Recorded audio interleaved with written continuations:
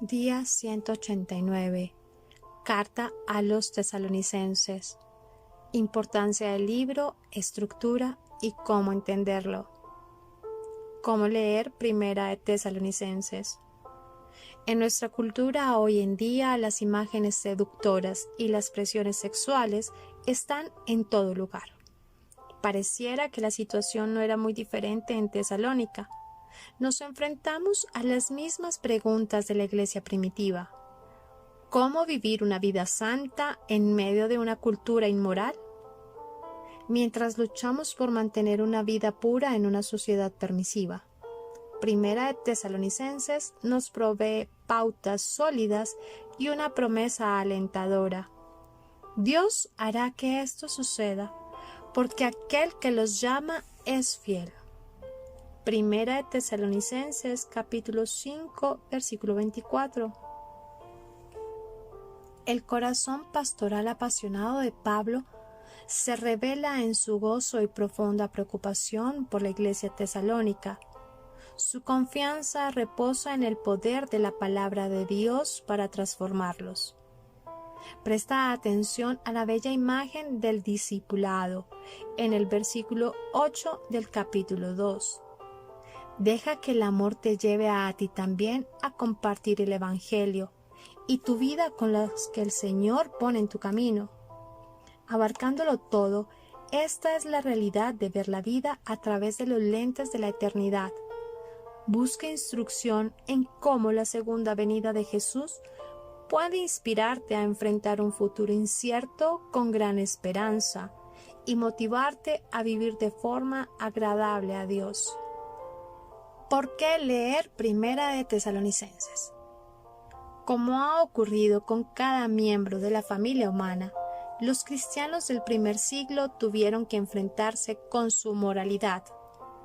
Muchos de ellos encontraron temprana muerte a manos de aquellos que odiaban a Cristo y todos los que se aliaban con él. Fuera a mano de los celosos judíos, como Pablo antes de su conversión, furiosos griegos, de las despiadadas autoridades romanas. La persecución incluía apedreamiento, azotes, crucifixión, tortura y muerte. Ser un seguidor de Cristo significaba perderlo todo. Pablo estableció la iglesia de Tesalónica durante su segundo viaje misionero, cerca del año 51 después de Cristo. Poco tiempo después, escribió esta carta para animar a los nuevos creyentes allí. Quería que estuvieran seguros de su amor, expresarles su reconocimiento por su fidelidad en medio de la persecución y recordarles la esperanza, el seguro regreso de su Señor y Salvador. Pablo empieza esta carta con una nota de afirmación, dando gracias a Dios por la fe sólida y la buena reputación de los tesalonicenses. Luego repasa su relación, cómo él y sus compañeros les habían traído el Evangelio, cómo ellos aceptaron el mensaje, cómo deseaba estar con ellos otra vez. Su preocupación por ellos lo llevó a enviar a Timoteo para animarlos en su fe. Leer Primera de Tesalonicenses, capítulo 1, versículo 1 al capítulo 3, versículo 13. Luego les presenta el corazón de su mensaje, exhortación y consuelo. Los reta a agradar a Dios en su vida diaria, evitando toda inmoralidad sexual, amándose mutuamente y viviendo como buenos ciudadanos en un mundo pecador. Leer Primera de Tesalonicenses del capítulo 4, el versículo 1 al 12. Los consuela recordándoles la esperanza de la resurrección. Luego les advierte que deben estar siempre preparados, porque Cristo Jesús podría regresar en cualquier momento. Cuando Cristo vuelva, los cristianos que estén vivos y aquellos que han muerto resucitarán a una vida nueva. Leer Primera de Tesalonicenses, capítulo 5, versículo 1 al 11. Luego, da a los tesalonicenses una serie de consejos de cómo estar preparados para la segunda venida, amonestar a los ociosos, alentar a los de poco ánimo, sostener a los débiles, ser pacientes para con todos, seguir siempre lo bueno, estar siempre gozosos, orar sin cesar, dar gracias en todo, examinarlo todo, apartarse del mal. Pablo concluye su carta con 2 bendiciones y una solicitud de oración. Leer Primera de Tesalonicenses, capítulo 5, versículos del 14 al 22. A medida que usted lea esta carta, preste atención cuidadosa a los consejos prácticos de Pablo para la vida cristiana. Y cuando se sienta abrumado por la aflicción y anonadado por la tristeza, avive su esperanza en la realidad del regreso de Cristo, su resurrección y la vida eterna. Se ha hecho referencia a ambas cartas a Tesalónica como las epístolas escatológicas. No obstante, a la luz de su enfoque más extensivo en la Iglesia, serían categorizadas como las epístolas de la Iglesia. 5 temas principales se encuentran entretejidas en Primera de Tesalonicenses. 1. Un tema apologético con la correlación histórica entre Hechos y la primera carta de Tesalonicenses. 2. Un tema eclesiástico, con el retrato de una iglesia sana y creciente. 3. Un tema pastoral, con el ejemplo de actividades y actitudes de pastoreo. 4. Un tema escatológico, con el enfoque en acontecimientos futuros como la esperanza de la iglesia. Y 5. Un tema misionero, con el énfasis en la proclamación del Evangelio y el establecimiento de las iglesias. ¿Cómo leer Segunda de Tesalonicenses?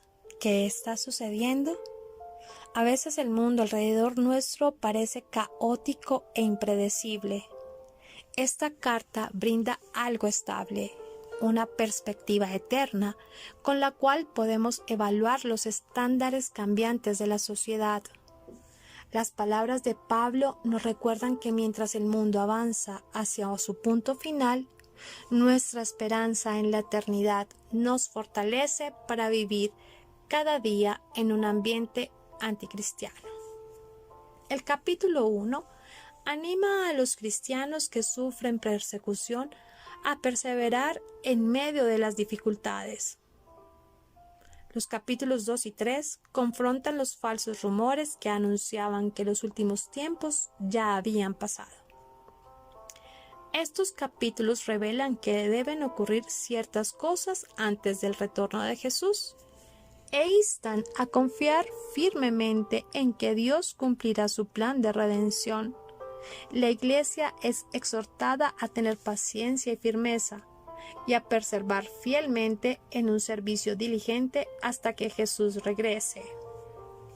Descubrirás varios temas paralelos a los de la primera carta de Pablo a los tesalonicenses: el sufrimiento, el trabajo y los últimos tiempos. Esta carta, junto con Primera de Tesalonicenses, nos aporta mucho de lo que sabemos acerca del regreso del Señor. ¿Por qué leer Segunda de Tesalonicenses? Es difícil comunicarse con eficacia. A menudo el mensaje que se envía no es el mensaje que se recibe en el hogar, en el supermercado, el vecindario o la iglesia.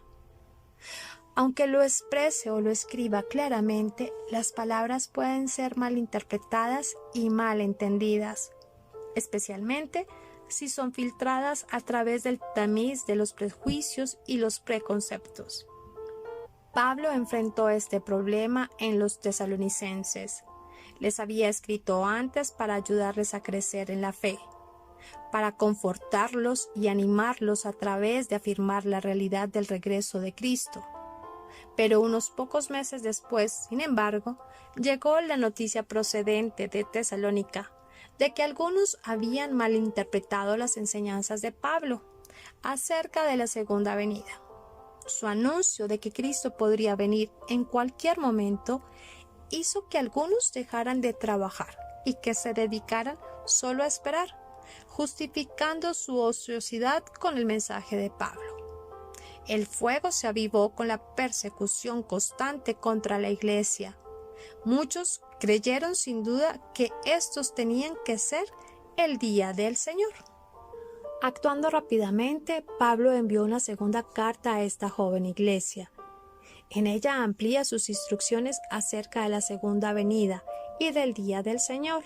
Leer en la segunda de Tesalonicenses, capítulo 2, versículo 1 y 2. Segunda de Tesalonicenses, por lo tanto, continúa el tema de Primera de Tesalonicenses, y es un llamado a mantener una conducta valerosa y consciente. La carta empieza con el sello característico de Pablo, un saludo personal y una declaración de agradecimiento por su fe. Hace referencia a su perseverancia a pesar de la persecución y las pruebas, para luego introducir el asunto de regreso de Cristo. En ese entonces, Cristo vindicará al justo que permanece y castigará al débil. Segunda de Tesalonicenses, en los capítulos 1, versículos del 1 al 12. A continuación contesta directamente a los malos entendidos que tienen que ver con la cronología de los acontecimientos de los últimos tiempos. Les dice que no deben prestar atención a los rumores y noticias que el día del Señor ya ha comenzado. Porque antes de que Cristo vuelva, deben tener lugar cierto número de hechos. Mientras tanto, deben permanecer firmes por la verdad de Cristo, recibir aliento y esperanza de Dios, pedir fuerzas y que el mensaje del Señor sea esparcido, y amonestar a los que andan desordenadamente. Y termina con saludos personales y una bendición. Casi 2000 años después, estamos más cerca del regreso de Cristo, pero también nosotros podríamos caer en el error de ver su aparición inminente como una excusa para esperar sin hacer nada, con la mirada puesta en el cielo. Estar preparados para su venida significa difundir el Evangelio, llegar hasta aquellos que estén en necesidad de edificar su iglesia, su cuerpo. A medida que lea Segunda de Tesalonicenses, vea claramente la realidad de su regreso y su responsabilidad de vivir para Él hasta ese día.